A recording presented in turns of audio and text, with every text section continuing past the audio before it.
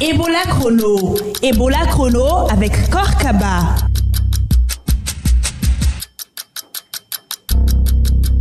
Bienvenue à Ebola Chrono, ici Korkaba, c'est avec grand plaisir que je vous retrouve sur cette émission pour vous donner des informations liées à l'évolution de l'épidémie d'Ebola.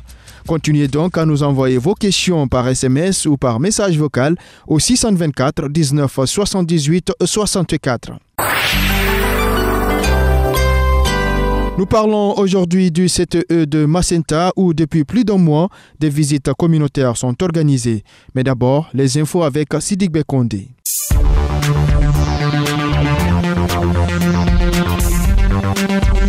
Bonjour Korka, bonjour à tous. Après la préfecture de Forêt-Karia, la coordination nationale de lutte contre Ebola met le cap sur la préfecture de Koya pour sensibiliser et dépister des cas suspects d'Ebola. Mohamed Koma est sur place. La campagne porte-à-porte destinée à lutter contre la réticence a été lancée ce vendredi à Koya. Vous le savez, cette préfecture est située à 50 km de Conakry. Actuellement, nous nous trouvons au quartier Nord 2 où les membres du gouvernement, les partenaires au développement et les agents de santé sont réunis donc pour les différents discours de lancement de cette opération.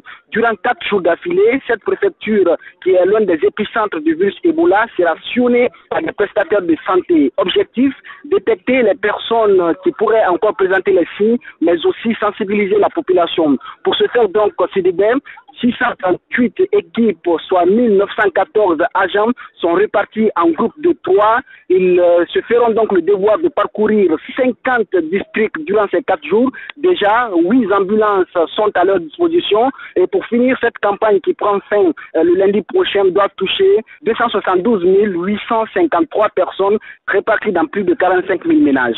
Est-ce que les habitants de Koya ont été informés de la tenue de cette campagne de sensibilisation? Oui, sur cette question, nous pouvons affirmer sans embâche que oui, parce que nous avons eu un tête-à-tête avec le chargé de com au niveau de la préfecture de Koya, dans le sens de la lutte contre Ebola. Il m'a fait entendre que toute la population a été informée par rapport à cette campagne. Mais mon inquiétude est que à Wonkifon, dans la sous-préfecture, où le marché hebdomadaire est prévu aujourd'hui même, est-ce que les équipes censées donc de faire cette campagne trouveront assez de personnes pour les sensibiliser et pour faire le ratissage?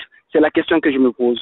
Malgré les multiples sensibilisations faites sur les dangers liés au virus Ebola, certains guérisseurs continuent à recevoir encore des malades chez eux. Une pratique qui est formellement interdite jusqu'à ce que le virus soit éradiqué. Pour faire respecter les consignes données par les autorités sanitaires, la Corporation des chasseurs, féticheurs et guérisseurs traditionnels de Koya menace de sanctionner les réfractaires. À nouveau, Mohamed Koma. Noumakan Kanté n'est pas passé par 4 chemins pour rappeler à l'ordre ses collègues qui continuent encore à violer les règles des Donzo. Tous les guérisseurs, il n'a qu'à cesser immédiatement à guérir, à pris une maladie dans la maison. Le niveau de Ebola, ce n'est pas au niveau de guérisseurs et de féticheurs, c'est au niveau de l'hôpital. Si il y a quelqu'un qui est malade dans le quartier, quel qu'en soit, il n'a qu'à faire tout possible pour amener la maladie à l'hôpital. Franchement, pour que le Ebola va loin de notre pays, le pays va s'avancer, on va quitter dans les problèmes comme ça dans nos pays. Désormais, celui qui sera pris en train de soigner un malade quelconque sera sévèrement puni, avertit le vice-président des chasseurs, féticheurs et guérisseurs traditionnels, à nouveau Noumakan Kanté. Problème de maladie. Franchement, si on a vu moi Kanté, j'ai vu quelqu'un aujourd'hui, féticheur, qui est en train de garder un maladie. Moi-même, je serai premier pour te prendre, amener toi à la police. J'ai dit à ma bouche, ça est dans mon cœur aussi, je vous assure. Personne ne doit violer. Si tu as violé, nous on t'a vu. Parce qu'on a presque 40 personnes déléguées pour faire l'enquête dans les quartiers et quartiers. Si tu as fait l'oreille dure, tu n'as pas entendu ce qu'on a dit à la radio. Si on t'a attrapé, c'est toi-même qui sais comment tu dois t'en sortir dans le problème. Au total, plus de 4000 chasseurs, féticheurs et guérisseurs traditionnels sont recensés dans la préfecture de Koya. Mohamed Koma, Ebola Chrono, Koya. De leur côté, les donzos de la préfecture de Forêt-Karia sont aussi convaincus qu'Ebola ne se soigne que dans les centres de traitement. Ils tiendront ce samedi une sensibilisation sur la place publique pour convaincre les citoyens malades de se rendre dans les hôpitaux. À ce propos, écoutons Idrissa Doumbouya, président des donzos de Forêt-Karia. Nous avons pu sensibiliser dans les 9 sous-préfectures. Nous avons sensibilisé 400 personnes. Donc Donc ça, le message a été bien reçu. Donc nous invitons, comme on appelle les guérisseurs qui sont dans les 9 sous-préfectures, plus la commune urbaine de Forcaria, de venir sensibiliser la masse et nous allons nous profiter encore faire une série de démonstrations en sensibilisant encore la masse de ne pas aller chez les guérisseurs, on n'a pas, comme on appelle, le médicament d'Ebola. C'est tout pour les infos. Ebola Chrono se poursuit avec Korkaba.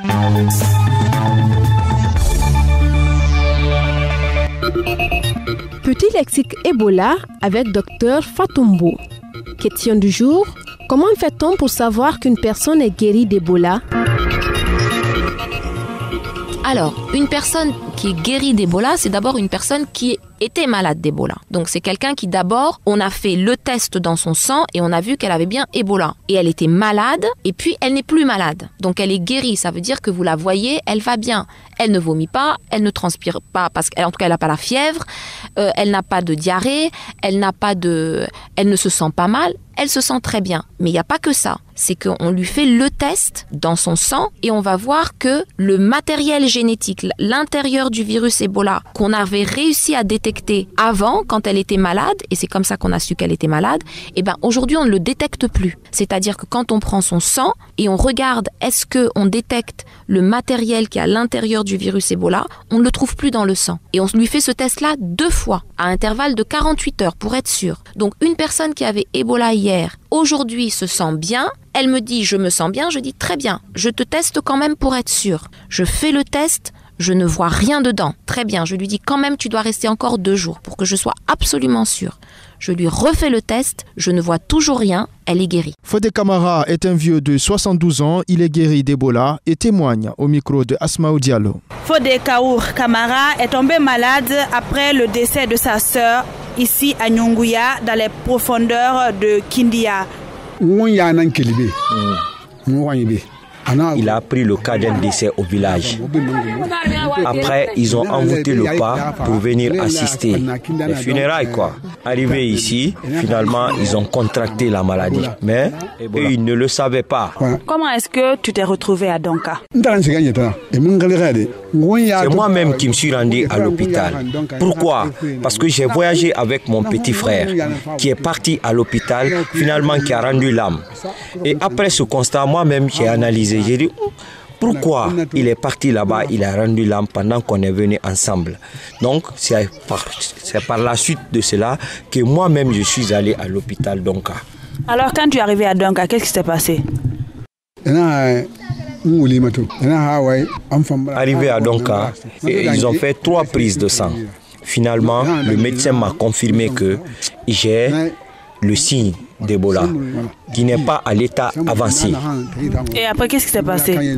Après, je suis allé dans une chambre où on interprète entre les malades d'Ebola et les médecins. Finalement, il y a eu confirmation, ils ont commencé à me donner des médicaments. J'ai passé 23 jours. Mais durant les 23 jours que j'ai eu à passer, le traitement était vraiment satisfaisant. Ils se sont bien occupés de nous et toutes les conditions étaient mises en place. Aujourd'hui, est-ce qu'il a un conseil, par exemple, à lancer à ceux qui pensent que quand ils vont à l'hôpital, ils ne vont pas s'en sortir? Ceux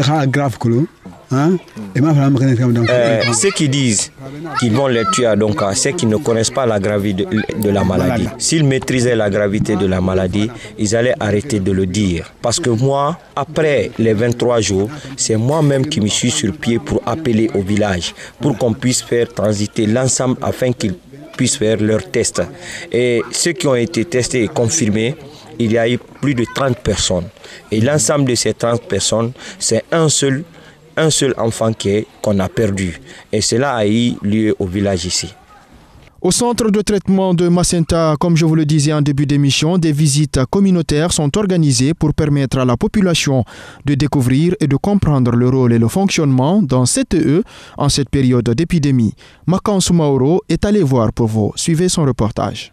Nous sommes au centre de traitement Ebola de Macenta au quartier Zimodou, situé à 2 km du centre-ville.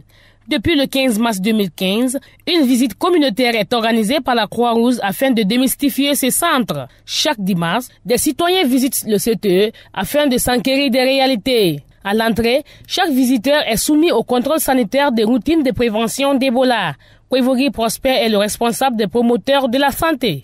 Au moment où on était en pleine activité épidémie, réellement, il y avait plein de rumeurs. Les gens avaient qualifié ce centre comme un centre soit d'assassinat ou bien d'exportation, n'est-ce pas, du sang de l'être humain. Donc, pour casser toutes ces rumeurs, n'est-ce pas, on a préféré organiser des visites communautaires dont la population, tout le monde est convié de venir vraiment prendre part à cette visite.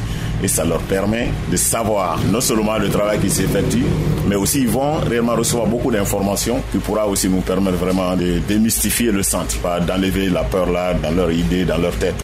Avant de commencer, les visiteurs doivent remplir des fiches. Une projection sur le CTE et les activités de la Croix-Rouge française font l'objet de la première étape de la visite. Alafé Kamara est le chef du quartier de Molamindo. Il est en visite au CTE. Franchement, du côté de Croix-Rouge, on a eu confiance à eux parce qu'ils se sont donné corps et armes pour pouvoir nous enseigner comment il faut se tenir sur la maladie. Parce que c'est la première fois que notre pays enregistre de telles maladies. La Croix-Rouge est venue nous éduquer et qu'ils ont donné corps et armes pour pouvoir nous dire comment il faut faire. Ils se sont battus, se sont donné le courage pour convaincre et nous initier ce que c'est Ebola. Dans cet exercice, l'on remarque aussi la présence des leaders communautaires, car dans la lutte contre Ebola dans la préfecture du Massanta, leur implication a été importante. Lancé Traoré est un sage de la ville. Il invite la population à aller découvrir le CTE. Les gens n'avaient peur du logo de la Croix-Rouge. Ce que moi je veux aujourd'hui, que les gens viennent au CTE. Si tu es malade, ils peuvent te traiter. Moi je suis très content parce qu'ils font du bon travail. Massa Kalivogi est le chef du quartier Bouzier. Il s'est rendu ce jour au centre de traitement. Pour lui, cette visite lui a permis de se débarrasser des rumeurs. Les rumeurs que nous entendons en ville, c'est ce qui nous a poussé à venir voir exactement ce qui se passe en réalité au niveau du centre de traitement. Avant, il y avait la peur. La Croix-Rouge française a apporté un grand apport pour lutter contre l'épidémie à virus Ebola. Et j'invite toute la population de Massanta à venir visiter le centre de traitement d'Ebola. Le CTE de Massanta a été créé depuis novembre 2014. Il a une capacité d'accueil de 30 lits. Makan Soumaro, Ebola Chrono, Massanta. C'est l'heure d'une pause en musique avec Aïcha Kone et juste après vous aurez le message du jour.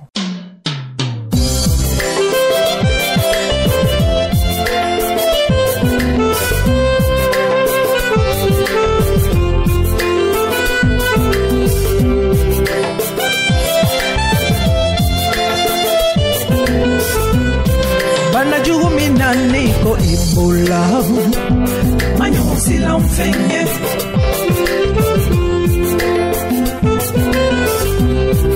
Jangaro mina niko Ebola Manyo sila mfenge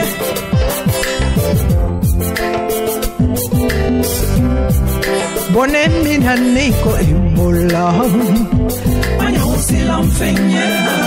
Hey brother, Ebola is real, but don't hurry.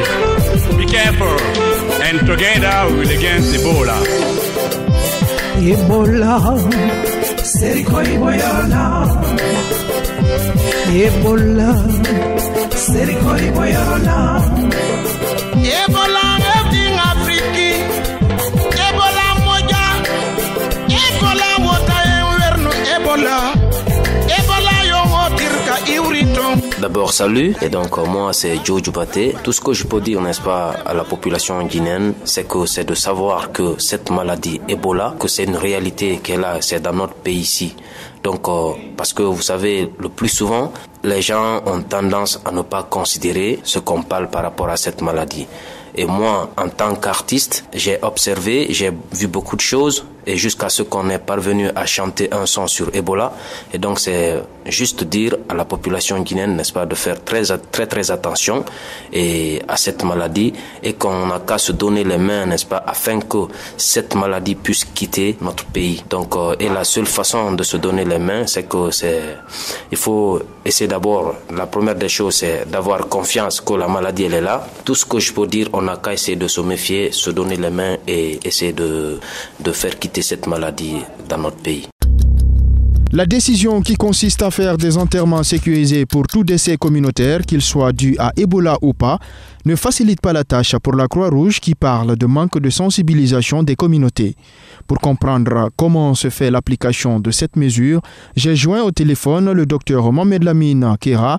Il est le coordinateur régional de la Croix-Rouge à Conakry. On est en période d'épidémie, donc il faut mettre une stratégie comme ça en place. Mais en le mettant en place, il faut vraiment informer toute la population. Donc, premièrement, d'abord, la coordination n'a pas passé à la télé ou à Dieu pour préciser ça. Il faut vraiment, parce que c'est eux qui ont dit que nous, le corps qu'on doit gérer, c'est le corps Ebola. Si le corps est négatif, on retourne à la famille. C'est ce qui était là comme convention. Donc, en faisant la décision-là, il faut passer à la télé. Il faut sensibiliser la communauté pour qu'ils acceptent encore ces pratiques. La chose qui n'a pas été faite, ça nous a posé beaucoup de problèmes sur le terrain, il faut reconnaître. Parce que la famille refuse, on nous a dit, ah, c'est le corps Ebola que vous tirez. Mais si ce n'est pas Ebola, vous retournez le corps à la famille. Et peut-être ceux qui nous acceptent à 90%, c'est les prélèvements salivaires que nous faisons en atteignant l'échantillon au laboratoire. Après l'analyse, si le résultat s'avère négatif, la famille s'en occupe du corps. Si c'est positif, nous passons directement à notre étape de gestion des corps aussi, et plus les activités qui s'ensuivent. Docteur Kera, vous l'avez dit, votre mission c'était d'enterrer de manière sécurisée tous les décès dus à Ebola. Maintenant qu'aujourd'hui vous devez enterrer de manière sécurisée tous les décès, qu'ils soient Ebola ou pas, comment vous arrivez à gérer cela? La première des choses qu'on a fait, on a multiplié les équipes. La multiplication des équipes, c'est pour éviter le retard dans la gestion de l'alerte. Deuxièmement, et chercher des moyens logistiques par rapport à ces équipes. Il faut reconnaître, les négociations sont en cours. On a des moyens logistiques pour 12 équipes. On a 15 équipes aujourd'hui à Conakry. Il y a 12 équipes qui sont dotées sur ces moyens. Donc, les 3 autres équipes n'ont pas encore reçu. Donc, il y a une liste insuffisante, il faut dire. Mais les partenaires sont en train de prendre des dispositions pour combler tout ça. Donc, les matériels sont donnés de deux côtés parce que non seulement nos partenaires en donnent, mais la coordination aussi vient aussi pour. Aujourd'hui à Conakry, il y a environ combien de décès communautaires? Environ une dizaine de décès communautaires par jour. Le cas d'Ebola positif parmi tous ces décès communautaires doit être de 20 à 30%. Récemment, il y a eu une voiture de la Croix-Rouge qui a été caillassée à Bofa par des jeunes parce qu'elle avait retardé à venir récupérer un corps. Et il se trouvait que ce jour-là, il y a eu 7 décès communautaires dans la préfecture de Bofa, dans des sous-préfectures différentes. Et la Croix-Rouge n'a pas pu gérer tous les corps au même moment. Est-ce que vous êtes confronté à de telles situations ici à Conakry? Oui, avant, on était confronté à cette situation pareille à Conakry, mais on a essayé de régler la situation. Et non seulement, premièrement, la stratégie qu'on a fait à Conakry, on a décentralisé nos équipes au niveau communal dans les 5 communes de Conakry. Et on a encore multiplié les équipes en fonction du budget, en fonction du nombre d'alertes, la situation dans la commune. Et les équipes sont là-bas en fonction de ça. Et autre chose qu'on a fait encore, par exemple, si une équipe n'a pas de cas, ils peuvent venir directement dans l'autre commune pour appuyer cette commune pour la gestion des alertes. Donc depuis ça, donc nous on répondait vraiment efficacement aux réponses et les retards sont beaucoup plus limités. Ce qui nous pose un peu de problème dans la communauté, c'est par rapport à l'obtention du résultat, c'est-à-dire la sortie du résultat. Dès qu'il y a le retard, les familles sont impatientes, ils disent non, vous ne gérez pas le corps tant qu'on n'a pas le résultat. Et si on n'a pas le résultat directement, ils refusent directement. Voilà, étant donné que maintenant vous devez faire des enterrements sécurisés, que ce soit Ebola ou pas, est-ce qu'il est important alors d'attendre le résultat des tests?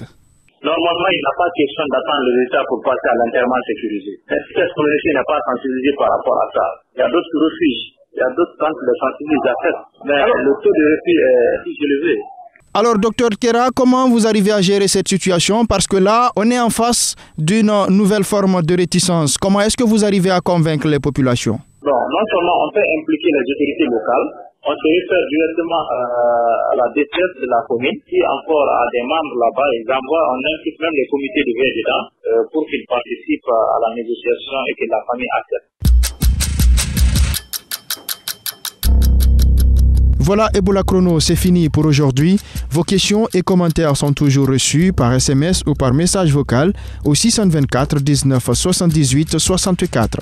La rédaction en chef est assurée par Afi Wamata, la technique Mamadou Kone et ici au micro Korkaba. Merci à tous pour votre fidélité.